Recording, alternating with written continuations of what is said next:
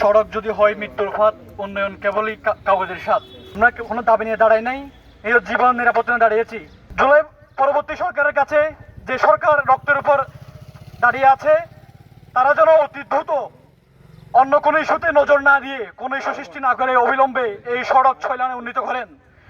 আমাদের মাননীয় স্বরাষ্ট্রমন্ত্রী একজন কক্সবাজারের ভূমিপুত্র সন্তান হওয়া সত্ত্বেও আমাদের যে আজকে এই ছয়লান উন্নীত করার দাবিতে এখানে যে আজকে দাঁড়াতে হইতে, সেটা শুধু লজ্জায় নয়, ফেরো বিষয়। সুতরাং আমি বলতে চাই, যে সড়ক বাংলাদেশের অর্থনীতিতে 30% অবদান রাখে, যে সড়ক পর্যটন অর্থনীতি বাংলাদেশের এক প্রান্ত আগলা আছে, সেই সড়ক এরকম অবহেলার প্রান্ত হইতে পারে না। সুতরাং মানে স্বরাষ্ট্রমন্ত্রী সহ সরকারের কাছে আহ্বান করবো, আর যদি একটি মাত্র প্রাণ জড়ে, সেটি দায়ভার এই সরকারকে নিতে হবে, এই রাষ্ট্রকে নিতে হবে।